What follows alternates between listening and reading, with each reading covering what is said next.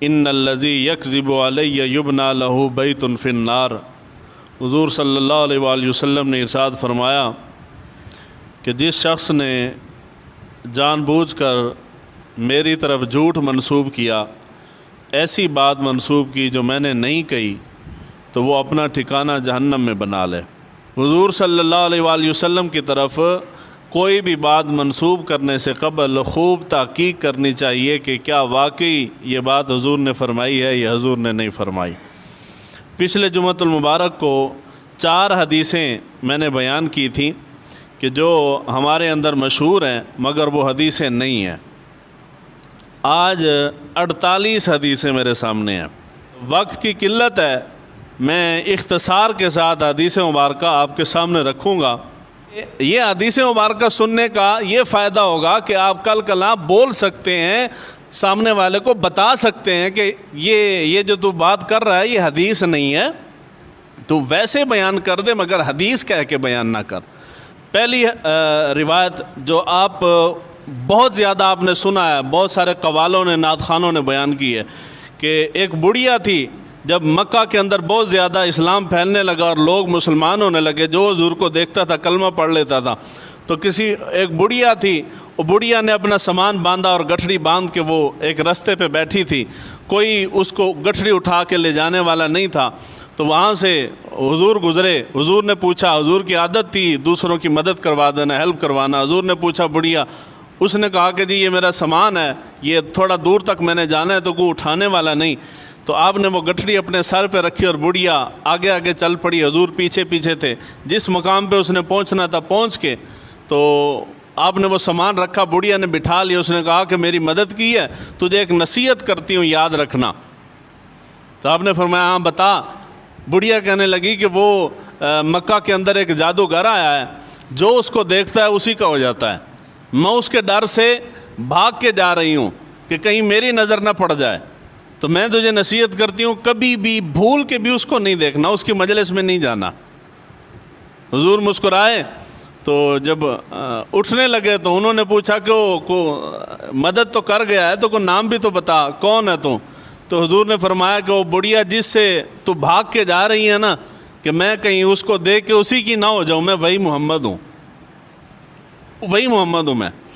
اب یہ نعت خوان اشعار کے اندر، نظم کے اندر یہ بیان ہوئی ہے، بہت سارے قوالوں نے بھی بیان کی ہے، مگر یہ روایت نہیں ہے۔ یہ روایت جی کتب حدیث میں کہیں موجود نہیں ہے۔ دوسری روایت جو پچھلے جمعۃ المبارک کو میں نے شاید اشارتاً عرض کی تھی، ہماری نصاب کی کتابوں کے اندر تھی کہ حضور صلی اللہ علیہ وآلہ وسلم ایک راستے سے گزرتے تھے اور بڑھیا اوپر سے کچرا پھینکتی تھی۔ تو ایک دن اس نے کچرا نہیں پھینکا تو حضور صلی اللہ علیہ وآلہ وسلم نے پوچھا کہ وہ بڑھیا جو ہمارے اوپر کچرا پھینکا کرتی تھی آج کچرا پھینکنے کیوں نہیں آئی؟ یہ نصاب کی 3 یا 4 یا 5ویں کتاب کے اندر پڑھایا جاتا تھا، اب شاید نکال دیو۔ تو یہ بڑی مشہور روایت ہے، مگر یہ روایت حقیقت میں نہیں ہے، ایسی کوئی حدیث مبارکہ کتب حدیث کے اندر موجود نہیں ہے۔ اگلی حدیث مبارکہ جی مشہور ہے کہ یہ گلاب کا پھول جو ہے، یہ حضور صلی اللہ علیہ وآلہ وسلم جب معراج شریف پہ تشریف لے کے جا رہے تھے تو حضور صلی اللہ علیہ وآلہ وسلم کے پسینہ مبارک سے یہ گلاب کا پھول بنا۔ یا بعض نے لکھا کہ یہ سرخ گلاب جو ہے یہ حضور کے پسینے سے بنا، اس کے اندر خوشبو حضور کے پسینے کی ہے، اور جو پنک کلر کا گلاب ہے یہ اس براق کے پسینے سے بنا، اور سفید جو ہے یہ حضرت جبرائیل امین کے پسینے سے بنا۔ تو یہ روایت جو ہے امام نووی نے، امام ابن حجر اسقلانی فرماتے ہیں کہ یہ موضوع روایت ہے۔ ملا علی قاری نے بھی یہی لکھا ہے کہ یہ روایت موضوع روایت ہے۔ موضوع کہتے ہیں من گھڑت حدیث کو، یعنی یہ حدیث نہیں ہے، جھوٹی روایت ہے۔ اس کے بعد روایت ہے حضور صلی اللہ علیہ وآلہ وسلم کی طرف بات منسوب کی جاتی ہے کہ حضور نے فرمایا میری امت کے کنجوس لوگ جو ہیں وہ درزی ہیں۔ وہ کون ہیں جی؟ آپ میں سے کوئی درزی ہے تو نہیں؟ یہ حدیث نہیں ہے، مشہور ہے مگر حدیث نہیں ہے۔ ملا علی قاری فرماتے ہیں کہ یہ حدیث موضوع ہے، یعنی من گڑت ہے۔ اس کے مقابلے میں ایک اور حدیث ہے جو واقعی حدیث ہے، وہ یہ ہے کہ حضور صلی اللہ علیہ وآلہ وسلم کا فرمان ہے، فرمایا نیک لوگوں کا پیشہ درزی ہے، نیک لوگوں کا پیشہ درزی ہے، اور نیک عورتوں کا پیشہ سوت کاتنا ہے۔ پرانے وقتوں میں سوت کاٹتے تھے چرخے کے اوپر، اس کی ہے۔ حضور نے فرمایا ان کا نیک عورت کا پیشہ جو ہے وہ سوت کاتنا ہے۔ اگلی تیسری حدیث مبارکہ اور بڑی اہم ہے اور یہ قابل توجہ بھی ہے۔ یہ جب بھی یوم دفاع آتا ہے، کوئی جنگ کا ماحول بن جاتا ہے، یا 14 اگست آ جاتا ہے، یا اس قسم کا کوئی نیشنل ڈے ہمارا آتا ہے، تو یہ حدیث مبارکہ بڑی کثرت کے ساتھ ٹی وی چینلوں پہ اور ہر جگہ بیان کی جاتی ہے کہ حضور صلی اللہ علیہ وآلہ وسلم نے ارشاد فرمایا وطن کی محبت جو ہے یہ ایمان کا حصہ ہے۔ یہ حدیث مبارکہ نہیں ہے، یہ حدیث جی نہیں ہے۔ اس کے خلاف اس کی تردید قرآن سے ہوتی ہے۔ قرآن مجید فرقان حمید کے اندر اللہ تعالیٰ نے ارشاد فرمایا وَلَوْ أَنَّا كَتَبْنَا عَلَيْهِمْ أَنِ اقْتُلُوا أَنفُسَكُمْ أَوِ اخْرُجُوا مِنْ دِيَارِكُمْ مَا فَعَلُوهُ إِلَّا قَلِيلًا مِنْهُمْ۔ یہاں پہ علماء نے لکھا ہے کہ اگر یہ پہلے تو یہ حدیث ہے ہی نہیں، اگر حدیث ہو بھی تو وطن کی محبت ایمان کا حصہ ہے، اس سے مراد وطن اصلی مراد لیا جائے گا، وہ زمین کا خطہ جس کے اوپر آپ رہ رہے ہیں وہ مراد نہیں ہے۔ وطن اصلی کیا ہے؟ وطن اصلی جہاں آپ نے ہمیشہ رہنا ہے، آخرت کا وطن۔ یہ نہیں کہ جو انڈیا میں رہتا ہے وہ انڈیا کی محبت ایمان کا حصہ بنا کے بیٹھا، پاکستان والے نے پاکستان بنایا، امریکہ والے نے امریکہ کی محبت کو ایمان کا حصہ بنایا ہوا ہے، اس سے مراد یہ محبت نہیں ہے۔ اور یہ پہلی تو بات یہ کہ یہ حدیث ہی نہیں ہے، سرے سے موضوع روایت ہے، من گھڑت روایت ہے، حضور صلی اللہ علیہ وآلہ وسلم کی طرف منسوب نہیں کرنا چاہیے۔ امام زرکشی نے، امام معین الدین صفوی نے اور ملا علی قاری فرماتے ہیں کہ یہ حدیث موضوع روایت ہے، یعنی من گھڑت ہے۔ اگلی روایت ہے، حدیث ہے جی مسجد میں باتیں کرنا نیکیوں کو ایسے کھا جاتا ہے جس طرح چوپایا جانور گھاس کھا جاتا ہے، یا مسجد کے اندر باتیں کرنا نیکیوں کو ایسے کھا جاتا ہے جیسے آگ لکڑی کو کھا جاتی ہے۔ سنی نا آپ نے حدیث؟ جب ہمارے ہاں مسجد کے اندر لوگ تبلیغ کرنے آتے ہیں تو پھر لوگوں کو خاموش کروانے کے لیے یہ حدیث بیان کی جاتی ہے۔ یہ حدیث احیاء العلوم کے اندر امام غزالی علیہ الرحمہ نے لکھی ہے، موجود ہے احیاء العلوم کے اندر، لیکن علامہ عراقی، تاج الدین سبکی، امام سیوطی، علامہ فیروز آبادی، ملا علی قاری، علامہ شوقانی، حافظ زبیدی اور طاہر پٹنی، ان تمام علماء نے لکھا ہے کہ یہ حدیث جو ہے یہ موضوع حدیث ہے، یعنی من گھڑت حدیث ہے، اس حدیث کی اصل کوئی نہیں ہے۔ اگلی حدیث ہے جو بڑی مشہور و معروف ہے، حضور صلی اللہ علیہ وآلہ وسلم کی طرف جھوٹ منسوب کیا جاتا ہے کہ حضور نے فرمایا فقر میرا فخر ہے، فقر میرا فخر ہے اور میں اس پہ فخر محسوس کرتا ہوں۔ یہ امام ابن حجر عسقلانی اور ملا علی قاری، علامہ ابن تیمیہ، انہوں نے لکھا ہے کہ یہ حدیث باطل ہے، موضوع ہے، من گھڑت روایت ہے۔ اس کے بعد بڑا جملہ بولا جاتا ہے، یہ نہ دیکھو کہ کس نے کہا ہے، یہ دیکھو کہ کیا کہہ رہا ہے، کیا کہا ہے۔ یہ حضرت علی شیر خدا کا قول ہے، یہ حدیث نہیں ہے۔ اس کے بعد ہے روایت بیان کی جاتی ہے کہ کسی سوال کے جواب میں یہ کہہ دینا کہ مجھے معلوم نہیں، یہ آدھا علم ہے۔ لا ادری حدیث کے الفاظ ہیں، کوئی تم سے سوال کرے اور تم اس کے جواب میں لا ادری کہہ دو کہ مجھے معلوم نہیں، مجھے نہیں پتا، یہ آدھا علم ہے، یہ بھی حدیث نہیں ہے، یہ امام شعبی کا قول ہے، تو حضور کی طرف اس کو منسوب بھی نہیں کرنا چاہیے۔ اس کے بعد ہے روایت بیان کی جاتی ہے اور بڑی کثرت کے ساتھ بیان کی جاتی ہے، کہتے ہیں کہ جی زرد رنگ کی، پیلے رنگ کی جوتی پہننے سے غم کم ہو جاتے ہیں۔ غم اس لیے بازار سے پیلی جوتی ملتی ہے، ایسے ہی ہے نا جی، آپ نے بہت سے لوگوں کو پیلی جوتی پہنے ہوئے بھی دیکھا ہوگا۔ بعض کہتے ہیں کہ یہ کسی بزرگ کا قول ہے، یہ نہیں کہہ رہا کہ پہننی نہیں چاہیے، یہ کہہ رہا ہوں کہ یہ حضور کا قول نہیں ہے، حضور کی حدیث نہیں ہے، آپ جس رنگ کی مرضی پہنیں۔ ہاں بزرگوں کو قول ہے کہ جی پیلی جوتی پہننی چاہیے، لیکن اسے منسوب بزرگوں کی طرف کریں، یہ حضور کی طرف منسوب نہ کریں۔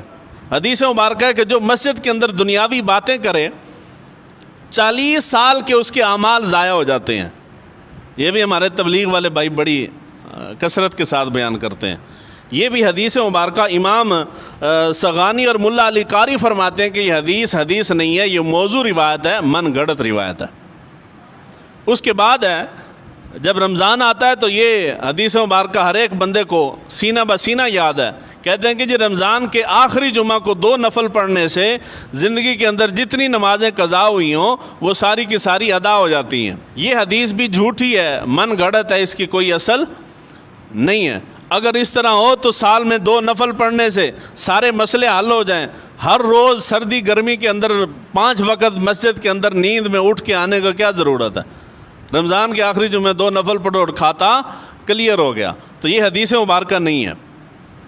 اس کے بعد حدیث بیان کی جاتی ہے, حضور کی طرف منسوب کی جاتی ہے کہ علماء کے قلم کی سیاہی شہداء کے خون سے افضل ہے. خطیب بغدادی نے, ملا علی قاری نے فرمایا کہ یہ حدیث موضوع ہے, من گھڑت روایت ہے. امام زرکشی فرماتے ہیں کہ یہ حدیث نہیں ہے بلکہ حضرت حسن بصری ان کا قول ہے. تو یہ حدیث قدسی کر کے بیان کی جاتی ہے کہ اللہ تعالیٰ نے فرمایا کہ میں ایک مخفی خزانہ تھا اور میں نے چاہا کہ میں پہچانا جاؤں تو میں نے مخلوق کو پیدا کیا. یہ آگے طویل روایت ہے. امام ابن حجر عسقلانی, امام زرکشی, امام ابن تیمیہ اور ملا علی قاری فرماتے ہیں کہ یہ حدیث موضوع روایت ہے. یہ کیا ہے جی؟ موضوع روایت ہے, من گھڑت روایت ہے. اس کے بعد کہا جاتا ہے کہ حرکت میں برکت ہے, حرکت میں برکت ہے. یہ بھی حدیث مبارکہ نہیں ہے بلکہ یہ رسالہ قشیریہ کے اندر ہے. وہ کہتے ہیں عرب کا محاورہ ہے. عرب کے اندر جیسے ہمارے اردو کے اندر محاورے بولے جاتے ہیں, یہ ایک محاورہ ہے, حضور کی طرف اسے منسوب نہیں کرنا چاہیے. اس کے بعد جھوٹی روایت ہے کہ دنیا آخرت کی کھیتی ہے, دنیا آخرت کی کھیتی ہے. امام سخاوی فرماتے ہیں کہ یہ حدیث مبارکہ نہیں ہے. امام غزالی نے احیاء العلوم کے اندر اس کو ذکر کیا ہے مگر یہ حدیث نہیں ہے.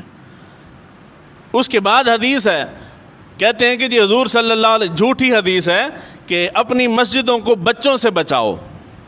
مسجدوں کو, یہاں الحمدللہ ہمارے بزرگ احباب جو ہیں بچوں کے آنے پہ اعتراض نہیں کرتے, وگرنہ ہماری مسجدیں بالکل خالم خالی ہیں. 2-4 بابے ہوتے ہیں مسجدوں کے اندر, کسی بچے کو اندر نہیں گھسنے دیتے. وہ حضور نے فرمایا کہ کوئی بچہ مسجد وچ نہ آوے, بچے سارے باہر کر دو.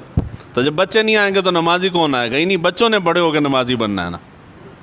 تو یہ اس قسم کی یہ بچوں کو روکنے والی, بچوں کو منع کرنے والی, دنیاوی باتوں سے اغراض کرنے والی, یہ ساری کی ساری حدیث جتنی کی ہیں یہ ساری موضوع روایت ہیں.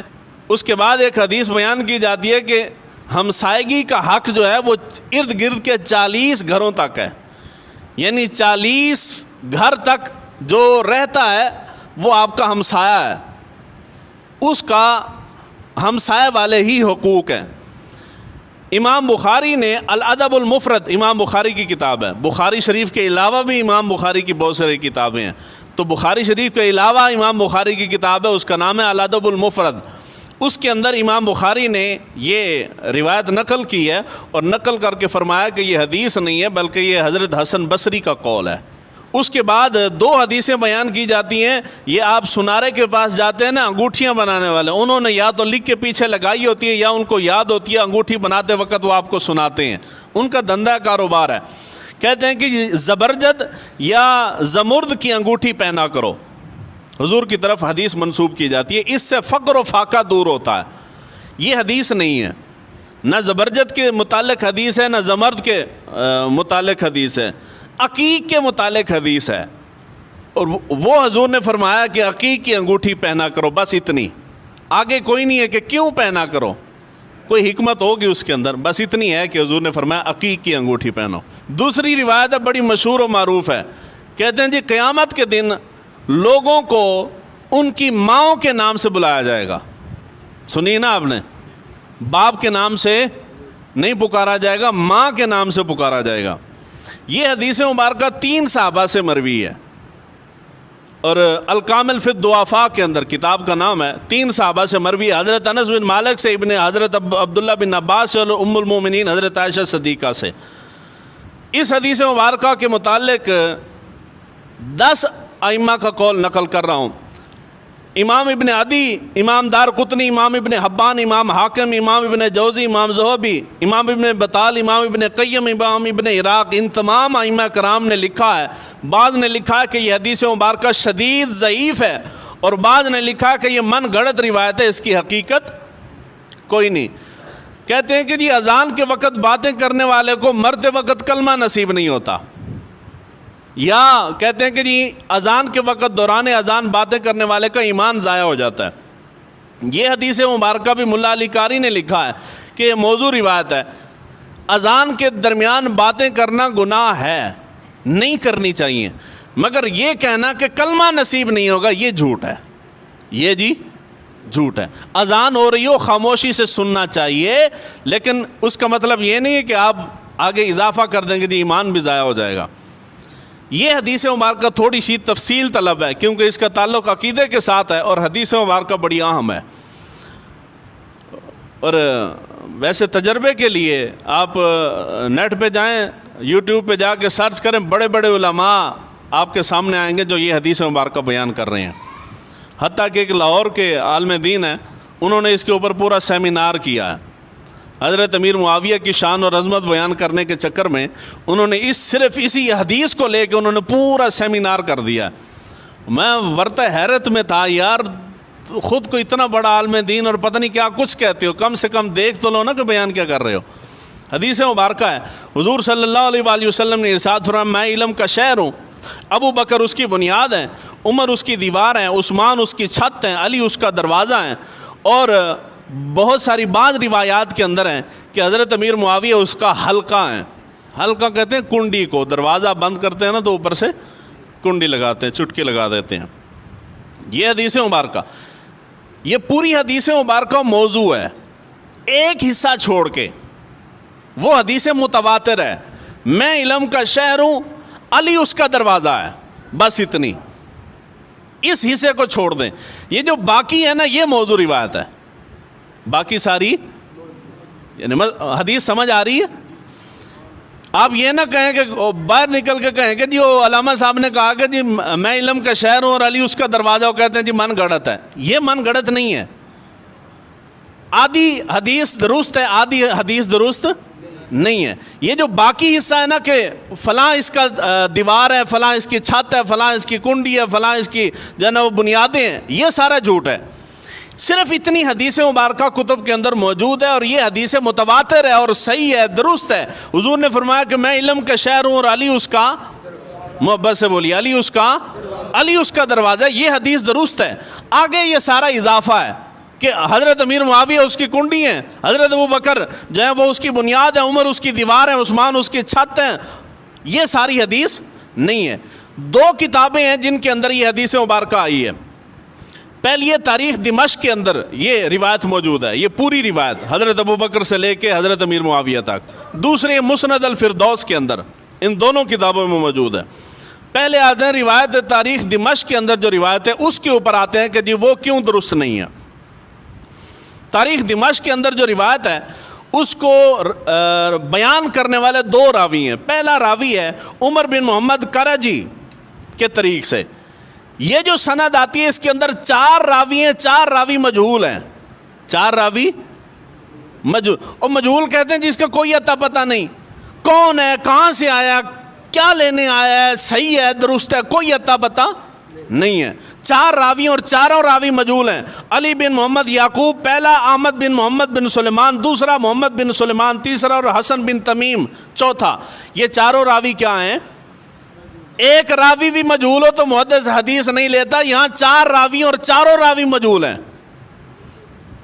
اس کے بعد اس کو امام ابن عساکر نے، امام جلال الدین سیوطی نے فرمایا کہ یہ صرف ضعیف نہیں بلکہ شدید ضعیف ہے، حتیٰ کہ منکر ہے۔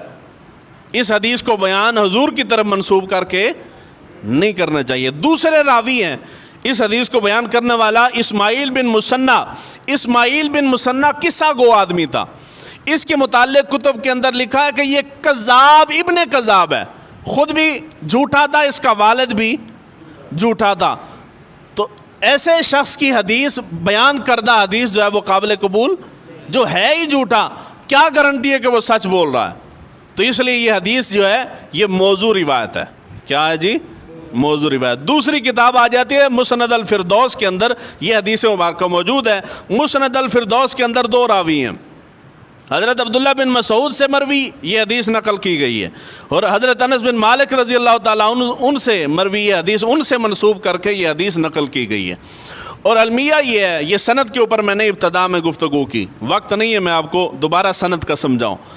ان دونوں راویوں سے حدیث نقل کر کے ان دونوں کی سند مسند الفردوس کے اندر موجود نہیں، صرف یہ کہا گیا کہ انس بن مالک فرماتے کہ حضور نے فرمایا، اور انس بن مالک سے کسی نے سنا ہوگا تبھی آپ تک پہنچا ہے نا، تو یعنی سند موجود نہیں ہے، اس لیے یہ حدیث مبارکہ قابل قبول نہیں ہے۔ ائمہ کرام نے کہا کہ یہ من گھڑت روایت ہے۔ یہ کیا ہے جی؟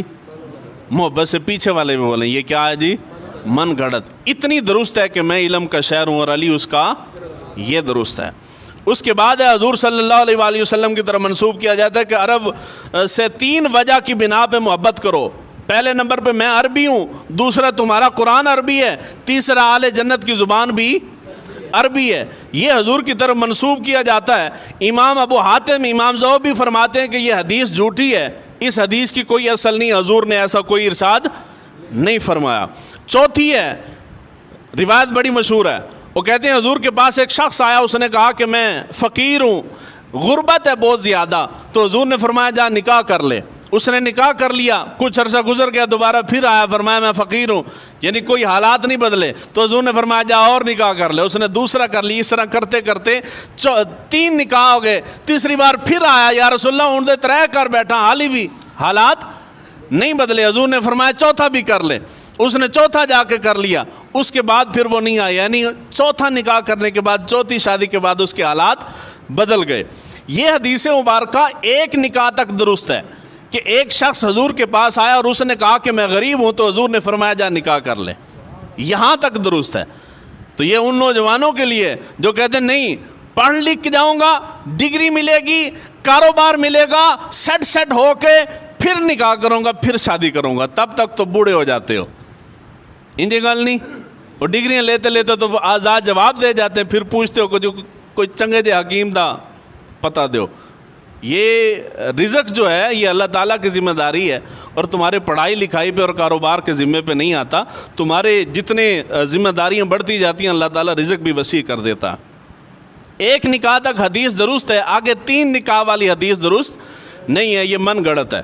اس کے بعد روایت ہے حضور کی طرف منسوب کی جاتی ہے کہ مسجد میں ہنسنا قبر کو تاریک کر دیتا ہے۔ یہ حدیث مبارکہ، اس حدیث کا راوی جو ہے ابو عمر عثمان بن عبداللہ اموی، یہ متروک الحدیث تھا، کذاب تھا، من گھڑت اپنی طرف سے بنا کے روایتیں آگے نقل کرتا تھا۔ یہ حدیث مبارکہ بھی جھوٹ ہے، یہ حدیث جی جھوٹ ہے، من گھڑت ہے۔ اب اس کا یہ مسجد سے متعلق جتنی حدیثیں گزری ہیں یہ آگے آ رہی ہیں، ایک جملہ عرض کر رہا ہوں، آپ کو سمجھ آ جائے گی۔ حضور صلی اللہ علیہ وآلہ وسلم کے دور مبارک میں پارلیمنٹ نام کی کوئی بلا نہیں تھی، صوبائی پارلیمنٹ ہے جی، فلانی ہے، یہ گورنر کا آفس ہے، یہ فلانے کا آفس ہے، یہ آرمی چیف کا محل ہے، کوئی ایسا سلسلہ، یہ سارے معاملات کہاں پہ ہوتے تھے؟ مسجد میں۔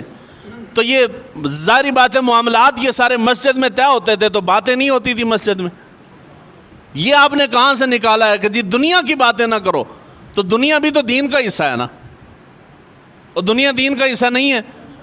خرید و فروخت سے حضور نے منع کیا ہے کہ جو چیزیں لے کے آ کے یہاں بیچو شیچو نہیں، باتیں آپ کر سکتے ہیں، اس سے مبارک برکت والی جگہ ہی کوئی نہیں ہے۔ میں مثال دے رہا ہوں، میں نے بھینس بیچنی ہے، گائے بیچنی ہے، میں ان سے یہاں بیٹھ کے سودا کرتا ہوں، برکت والی جگہ، یہاں سودا کروں گا تو برکت نہیں ہوگی، ہو جائے گی نا جی۔ اس لیے اس قسم کی جتنی روایتیں ہیں نا، ہم نے مسجد کو اتنا بند کیا کہ کوئی بندہ ہی نہیں گھسنے دیا، اب نمازی بھی اندر کوئی نہیں گھستا، میں نے جو مسجد بند کر دی، ہر شے سے پاک کیا، بندوں سے بھی پاک کر دی مسجد کو، جیسے بندہ بھی مسجد ہی کوئی نہ آوے۔ اس قسم کی جتنی حدیث ہیں وہ ساری کی ساری موضوع ہیں۔ اس کے بعد ہے حضور صلی اللہ علیہ وآلہ وسلم شب معراج، جب معراج پہ اللہ تعالیٰ سے ہم کلام ہونے کے لیے گئے تو آپ جوتا اتار رہے تھے، تو اللہ تعالیٰ نے فرمایا میرے محبوب یہ عرش جو ہے یہ تیرے جوتے کے اشتیاق میں ہے، آج تو جوتا کیوں اتار کے آ رہا ہے، جوتا پہن کے آ۔ یہ روایت قوال حضرات بہت بیان کرتے ہیں، کتابوں کے اندر بھی یہ خطیب حضرات مقررین جو ہیں وہ بیان کرتے ہیں۔ مگر یہ من گڑت ہے، یہ حدیث من گڑت ہے، اس کی کوئی اصل نہیں، کسی کتاب کے اندر موجود نہیں ہے۔ اس کے بعد حدیث بیان کی جاتی ہے کہ حضرت علی شیر خدا ایک دن صبح کے وقت نکلے، آگے ایک ضعیف سفید داڑھی والا بزرگ جا رہا تھا، ان کے ادب احترام میں حضرت علی شیر خدا پیچھے آرام آرام سے چلتے رہے۔ حضور صلی اللہ علیہ وآلہ وسلم ادھر نماز کھڑی ہو گئی، جماعت شروع ہو گئی، حضور صلی اللہ علیہ وسلم رکوع میں گئے، رکوع میں نہ پہنچو تو رکعت فوت ہو جاتی ہے۔ جب حضور رکوع میں گئے، رکوع میں تسبیحات پڑھ کے اٹھنے لگے تو حضرت جبرائیل امین آئے، انہوں نے آپ کے کمر کے اوپر، پشت مبارک کے اوپر اپنا پر رکھ دیا، تب تک رکھا جب تک حضرت علی شیر خدا چل کے آرام سے نماز کے اندر شامل نہیں ہو گئے۔ یہ بیان کی جاتی ہے، مگر یہ روایت انتہا درجے کا جھوٹ ہے، ایسی کوئی روایت نہیں ہے، من گڑت روایت ہے۔ اس کے بعد ہے حضرت سیدہ کائنات سیدہ فاطمہ الزہرا سلام اللہ علیہ، اللہ تعالیٰ ان کے طفیل ہماری دین و دنیا بہتر فرمائے، آپ ایک دن تندور کے اندر چولہے پہ روٹیاں لگا رہے تھے، حضور صلی اللہ علیہ وآلہ وسلم کا گزر ہوا، فرمایا فاطمہ میں تیرے ساتھ ایک روٹی نہ لگاؤں؟ تو آپ نے پکڑ کے ایک روٹی آپ نے بھی اپنے دست مبارک سے لگائی، اور ساری روٹیاں پک گئیں، مگر جو روٹی حضور نے لگائی تھی وہ نہیں پکی۔ تو سیدہ کائنات پریشان ہوئی، یا رسول اللہ وہ جو آپ نے روٹی لگائی ہے ابا جان وہ تو نہیں پکی، باقی پک گئی ہیں۔ تو حضور مسکرائے، فرمایا جس کو محمد کا ہاتھ لگ جائے اس کو آگ کہاں اثر کرتی ہے؟ یہ بات درست ہے، جس کو حضور سے نسبت ہو جائے آگ اس پہ اثر نہیں کرتی، مگر یہ روایت جھوٹی ہے، یہ روایت جی جھوٹی ہے، ایسی کوئی روایت نہیں۔ اس کے بعد ایک روایت بیان کی جاتی ہے کہ عید کا دن تھا، عید والے دن بہت سارے مقررین مسجدوں کے اندر یہ روایت بیان کرتے ہیں، عید کا دن تھا، حضور صلی اللہ علیہ وآلہ وسلم اپنے کشان مبارک سے تیار ہو کے باہر نکلے، باہر بچے کھیل رہے تھے، ان بچوں میں ایک بچہ اداس ہو کے سائڈ پہ بیٹھا تھا، رو رہا تھا دردناک آواز سے۔ حضور نے ان سے پوچھا کیوں رو رہا ہے؟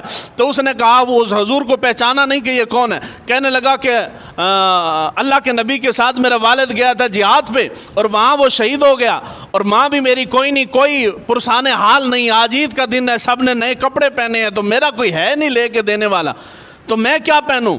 تو اس وجہ سے رو رہا ہوں۔ حضور صلی اللہ علیہ وآلہ وسلم اس کو لے گئے، گھر جا کے تیار کروائے، کپڑے شپڑے پہنائے، اور جب خطبہ ارشاد فرمانے کے لیے بیٹھے تو اس کو اپنے ممبر پہ ساتھ بٹھایا۔ یہ بڑا طویل واقعہ عید والے دن بیان کرتے ہیں، مگر ایسی کوئی روایت موجود نہیں ہے، یہ سارے کا سارا من گڑت ڈکوسلا ہے، جھوٹ ہے سارا۔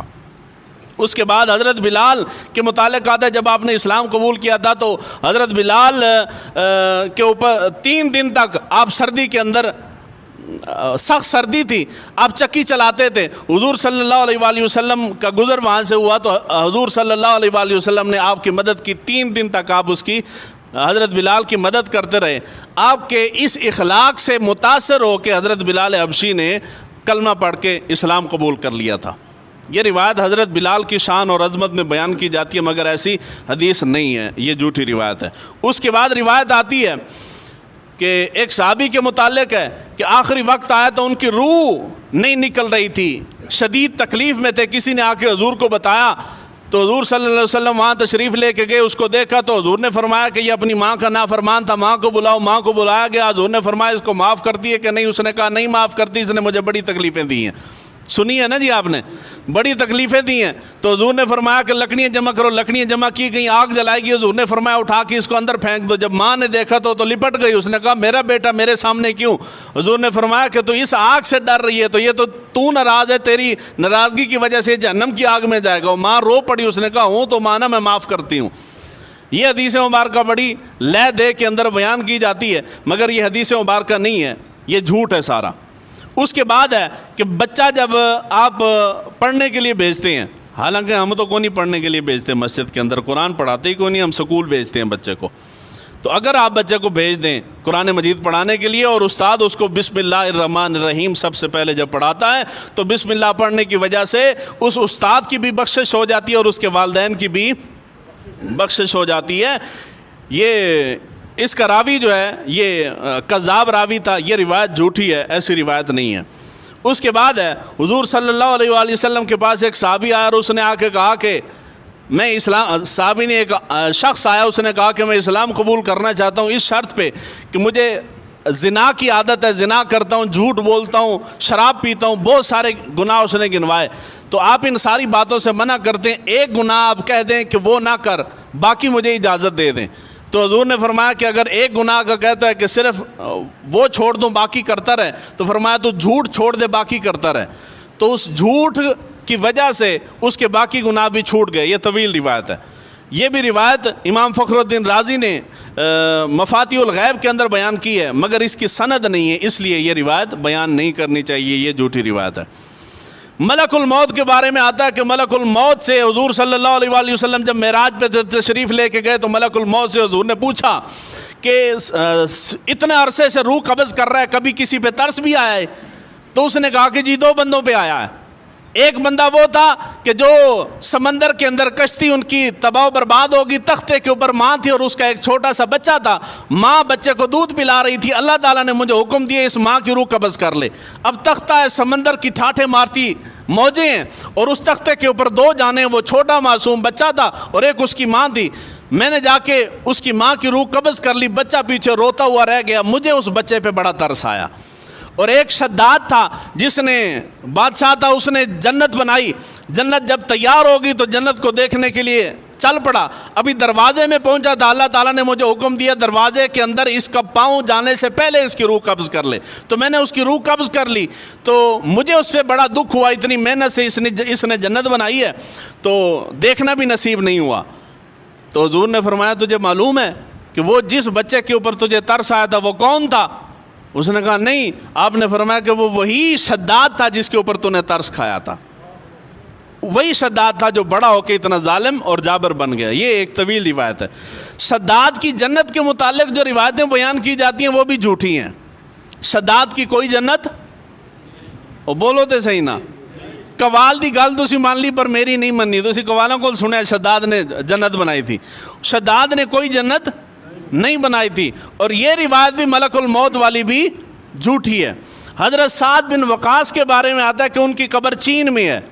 حضرت سعد بن وقاص، یہ بڑی مشہور بات ہے، حضرت سعد بن وقاص کا وصال مدینہ میں ہوا تھا اور ان کی قبر مبارک جنت البقیع میں ہے۔ ابو جہل کے بارے میں آتا ہے، ابو جہل نے حضور صلی اللہ علیہ وآلہ وسلم کو دیکھا اور دیکھ کے کہنے لگا کہ معاذ اللہ استغفر اللہ، آپ بڑے بدصورت ہیں۔ حضور نے فرمایا کہ تو نے ٹھیک کہا ہے۔ حضرت ابو بکر صدیق آئے، فرمایا یا رسول اللہ آپ اتنے خوبصورت ہیں۔ حضور نے فرمایا تم نے بالکل ٹھیک کہا ہے۔ تو لوگوں نے سوال کیا اس کی کیا وجہ ہے؟ حضور نے فرمایا میں آئینہ ہوں، جو مجھے دیکھتا ہے اس کو اپنا آپ اندر نظر آتا ہے۔ ابو جہل نے مجھے دیکھا، اسے اپنا آپ دکھا ہے، ابو بکر نے دیکھا اس کو اپنا آپ دکھا ہے۔ اس کے اندر تو شک نہیں ہے کہ حضور صلی اللہ علیہ وآلہ وسلم کی حقیقت لوگوں کے اوپر مخفی ہے، مگر یہ روایت جھوٹی ہے۔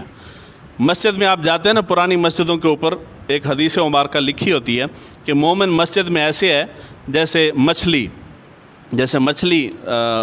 دریا کے اندر، پانی کے اندر جیسے سکون محسوس کرتی ہے، اور منافق مسجد میں ایسے بے چین ہوتا ہے جیسے پرندہ پنجرے کے اندر موجود ہوتا ہے۔ تو یہ حضرت مالک بن دینار ان کا قول ہے، یہ حدیث مبارکہ نہیں ہے۔ گانے کے متعلق کہتے ہیں جی گانا زنا کا منتر ہے، یہ حضرت فضیل بن عیاض ان کا قول ہے، یہ حدیث مبارکہ نہیں ہے۔ اور کہتے ہیں کہ جی بدن کے جس حصے پہ استاد کی لاٹھی پڑ جائے اس کے اوپر جہنم کی آگ حرام ہو جاتی ہے، یہ حدیث مبارکہ نہیں ہے، یہ موضوع روایت ہے، جھوٹی ہے۔ حضرت بلال حبشی کے بارے میں آتا ہے کہ سب سے پہلے جنت میں حضرت بلال حبشی جائیں گے، تو وہ کیسے جائیں گے؟ حضور نے فرمایا کہ جس اونٹنی پہ میں سوار ہوں گا اس کے نکیل بلال تم نے پکڑ رکھی ہوگی، ظاہری بات ہے نکیل والا پہلے جائے گا، میں اونٹنی پہ ہوں گا، میں تیرے بعد جاؤں گا۔ سنی نا آپ نے جی، یہ بڑی بیان کی جاتی ہے اور اس کے اوپر بڑی بڑی ویلیں آتی ہیں، سبحان اللہ سے چھال آ جاتی ہے، حالانکہ یہ حدیث نہیں ہے، یہ حدیث جی نہیں ہے، یہ جھوٹی روایت ہے۔ سیکنڈ لاسٹ حدیث ہے حضرت جابر بن عبداللہ کے بارے میں آپ نے سنا ہوگا، غزوہ خندق کے موقع پہ ان کے 2 بیٹے ایک دوسرے کے اوپر انہوں نے چھری پھیر دی، بیٹے ان کے فوت ہو گئے، انہوں نے بیٹوں کو چھپا دیا، حضور صلی اللہ علیہ وآلہ وسلم کی دعا سے وہ بیٹے دوبارہ زندہ ہو گئے۔ یہ ایک بڑی طویل روایت ہے، یہ نزہۃ المجالس کے اندر ہے، مگر اس کی سند کوئی نہیں ہے، یہ جھوٹی روایت ہے، نہیں بیان کرنی چاہیے۔ آخری روایت ہے اور بہت مشہور و معروف ہے، کہتے ہیں کہ جی عالم دین کی موت سارے عالم کی موت ہے۔ یہ حدیث مبارکہ عرب کا مقولہ ہے، یہ حضور صلی اللہ علیہ وآلہ وسلم کی طرف منسوب نہیں کرنی چاہیے، یہ حدیث نہیں ہے۔